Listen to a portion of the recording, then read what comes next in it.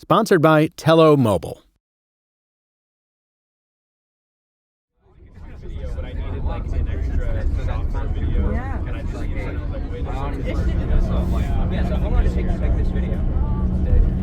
I just can't have the same conversations anymore.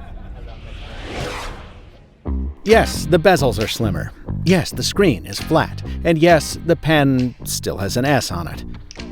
But if you're looking for excitement in smartphones, at least those without a hinge, software is where it's at these days. And that's why Samsung has chosen to pitch its newest, most expensive bar-type Galaxy as an AI phone. Yeah, the buzzword I managed to mostly avoid at this year's CES in Las Vegas finally caught up with me at Samsung's Unpacked event in San Jose.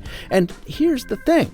AI actually does make it easier to get excited about this year's Galaxy Ultra. The only question is, it's one of those years. For how long?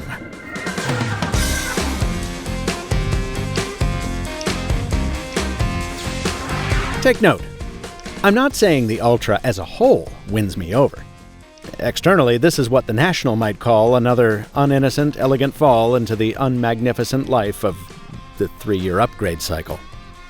The S24 Ultra is big and sharp, like always, now bearing a frame made of a metal that Apple has all but copyrighted with all its relentless advertising. But switching to titanium made sense for the iPhone because it's much lighter than the stainless steel it replaced, letting Apple shave between 8 and 9% of mass off the phone. The titanium on the S24 Ultra replaces aluminum on the S23 Ultra, making the 24 1 gram lighter than its predecessor. And because of the way titanium takes color, Samsung is consigned to a similarly drab palette as the iPhone for this generation, with options ranging from slightly warmer than the iPhone gray to, whatever this is, half-hearted tapioca.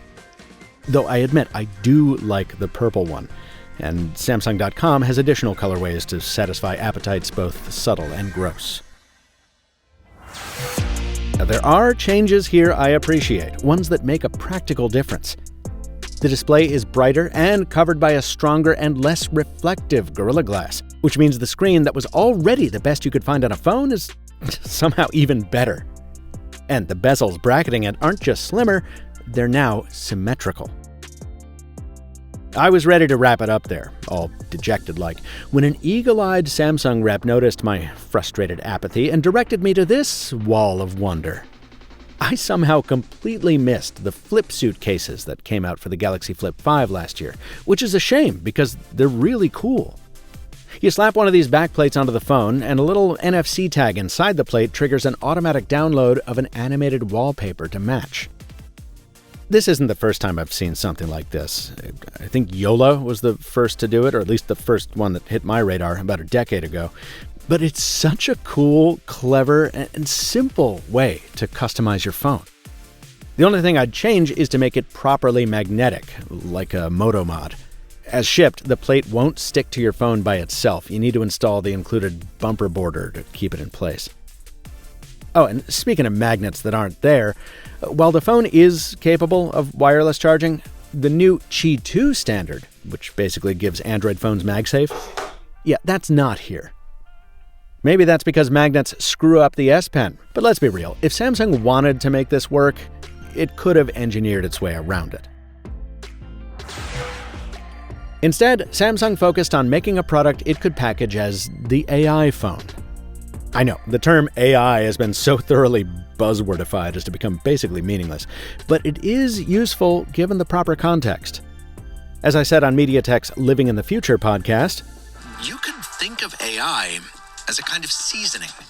Like adding spices to a meal, adding AI to different parts of a device can enhance and extend the capabilities of that device on the whole. Well, Samsung has seasoned quite a bit of the S24 Ultra with generative AI, and it set up a ton of demos for us to try in Las Vegas. Check out the interpreter, which I used to have an in-person conversation with a Spanish-speaking presenter. I desperately need to find a library immediately. Necesito desesperadamente encontrar una biblioteca inmediatamente. Nice. Si haces una derecha ahí, vas a encontrarlo. If you make a right, there you'll find it. Okay, but what about a beer afterwards? Vale, pero ¿qué tal una cerveza después? La biblioteca también sirve cerveza. The library also serves beer. What a great place. Thank you. Now, of course, you've been able to use your phone to translate conversations for years. The difference here is that the processing is happening on the phone instead of in the cloud. And that helps it stay fairly speedy, even if your data connection is slow. And if you're in an area with no signal at all, it'll still work. Now, that translation is also built into the Samsung dialer, so if you make a phone call to someone who speaks a different language, you get a real-time robo-translation that works pretty well. At least if you're asking a staged Samsung presenter where to find a cheeseburger in Korean. Of course. I'm glad to hear that. But it works somewhat less well if you're talking to your sister in France, who's fluent in French, and who tells you that the translation leaves room for improvement. Okay, what the translation is, do I think? It's not top. It's not great. It's not very correct. And lest you think she's not as fluent as she thinks she is, these findings are somewhat substantiated by GadgetMatch's Michael Josh in his video. Here Sara Pyar or butter chicken ki recipe. Lots of you love and world Kim's recipe. Okay, so it's not really doing an exact translation. Absolutely. What else can you do with Galaxy AI? A big asterisk on that brand name that I'll come back to in a bit. On the positive side of the positronic divide, I think my favorite AI feature is the new voice recorder, which can not only transcribe a conversation, but now also summarize it, so you don't need to read through the entire transcript to remember key points. I tested this by recording the Android Police podcast, which yielded a pretty solid summary, and then I used it in real life. First on a go-to-market call with the Clicks team, and then in a session with my therapist. No, I'm not going to show you that conversation, but seeing our call broken down into a succinct, mostly coherent outline, I could see this being really helpful to review before my next session. I found that therapist through an online counseling service, by the way, and that would be a great segue into a sponsor spot if they were my sponsor.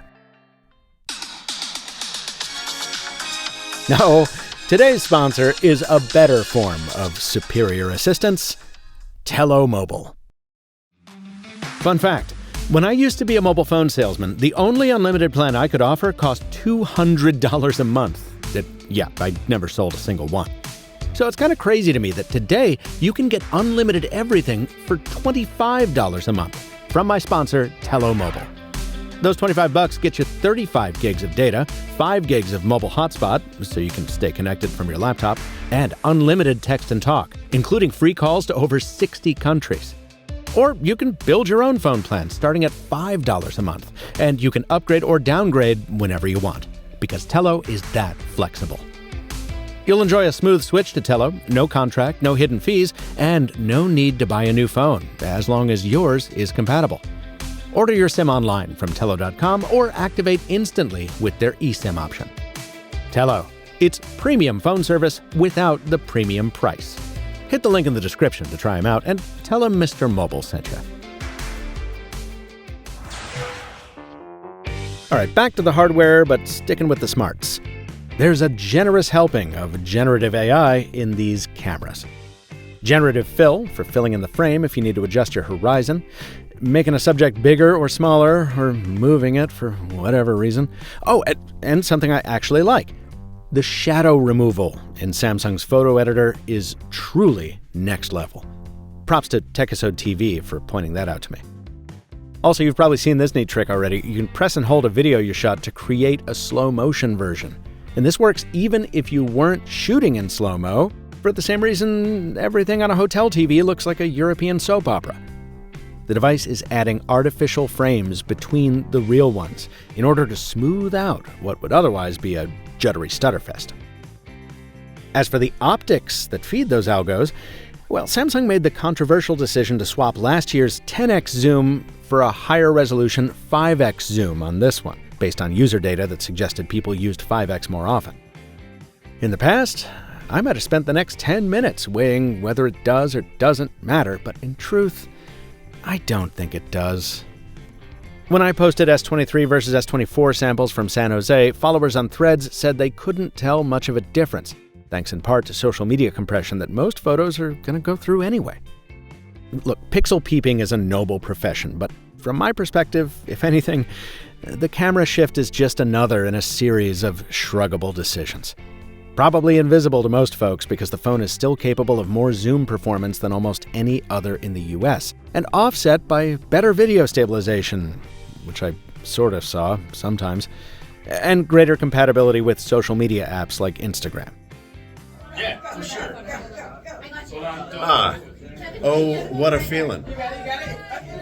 If the camera shakeup irritates anyone, it's those of us old-timers who remember the old Samsung, the company that wouldn't feel the need to remove a camera in order to add another. That Samsung would have said, hey, for $1,300, you get 5 cameras on the back instead of 4. But those days, it seems, are behind us.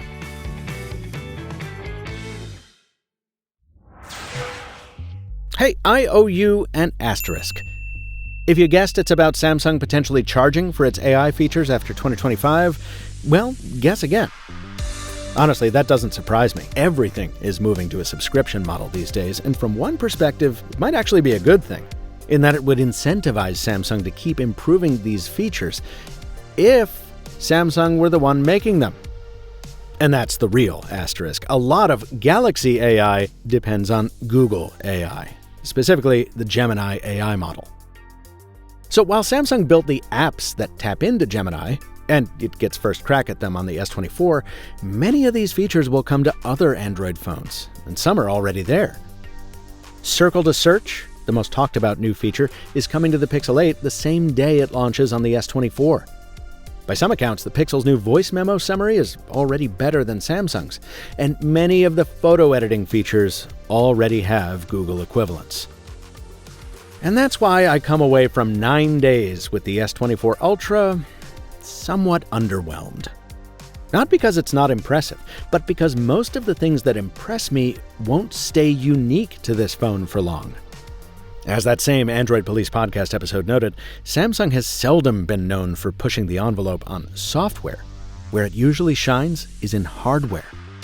And while this hardware is very good, and the 7-year update promise is wonderful, and the trade-in deals are as insane as ever, I just can't help but feel this year's Ultra doesn't totally justify its asking price. This video was filmed partially on location at Samsung Unpacked in San Jose, California, for which Samsung provided travel, lodging, and content capture opportunities, including a Redwood Forest train ride and a visit to the Santa Cruz Mystery Spot. However, as always, the company had no editorial input into this review, nor did I give Samsung copy approval privileges or even an early preview. The lone sponsor of this video is Tello Mobile. Please subscribe if you'd like to see more videos like this. Until next time, from Michael Fisher, Captain Two Phones on Threads, thanks for watching. And stay mobile, my friends.